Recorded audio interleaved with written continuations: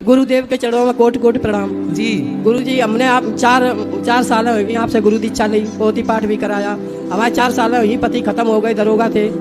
एक बेटा भी 20 साल का खत्म हो गया गुरु जी। अब एक बेटा बचा है, उसने 9 बार एक्सीडेंट किया और उसके बाद में उसका पैर कटने पे नौबत आ गई, फिर भी वो शराब नहीं छोड़ रहा है। इतना परेशान कर रहा है गुरु जी, ना बच्चों को पढ़ने दे रहा है। बाप की नौकरी, फालवरी की नौकरी ली है उसने केवल दारू पीने के लिए गुरु जी।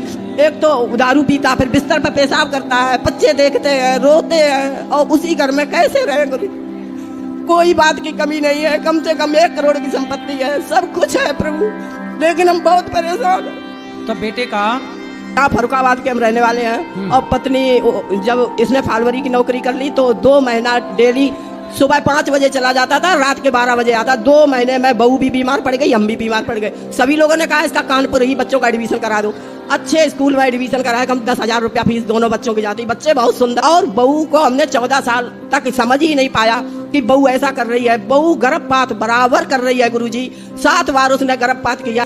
2 लड़के हैं। अब तो 2 लड़के होने हमने बहुत अच्छे समझाया सबको कि ना हमारे का बस में है क्या, हम कहना हम चुप रहिए गुरुजी। तब उनके पिताजी थे ही, तो हम चुप रहिए। उन्होंने कहा कुछ मत कहो, हम यही समझते हैं बेटी से बढ़ के हमने बहू को माना।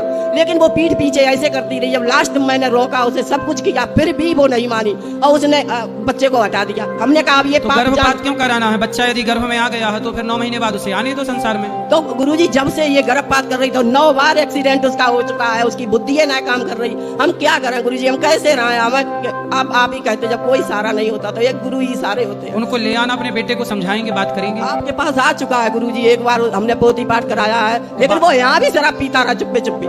तो बात कराते ना मेरी माइक पे, तब उसको समझाया जाता। गुरुजी पत्नी वो दोनों खुश हैं? नहीं गुरुजी, आज तो उसने कहा कि अब सामान भरो, यहाँ कानपुर से फरुखाबाद आओ। अब आप कितना बखेड़ा खड़ा कर रहा है, बहू को मार रहा है, बच्चों को पढ़ने नहीं दे रहा, बच्चे बहुत तेज हैं। और हम यहाँ चले आए तो उसने ये कदर किया। हम कैसे करें, क्या करें गुरुजी? बिस्तर पेशाब करता है, प्याज लहसुन खाता। हमने जिस दिन से गुरु दीक्षा ली हमने प्याज लहसुन नहीं खाया। बाप की नौकरी पा गया है तो पहले भी शराब पीता था, तो चुप्पे चुप्पा पीता होगा, तभी तो अब इतनी पीने लगा। ऐसे कैसे पीने लगे? तो शराब इतना पीता है तो नौकरी कैसे करता होगा? ये नहीं 11 मिल रहा है, 13 दे के काम करवा लेता है, काम करवा लेता, पड़ा रहता है, शेष बचता है गुरुजी। तो वो दारू पी लेता, फिर हमारी पेंशन जो होती है उससे हम उसके बच्चों का खर्चा चलाते। आपको 42,000 रुपया मिलते हैं गुरुजी। तो आप गलत फहमी में रह रही हो कि नाती हमारे बिना रह नहीं सकते।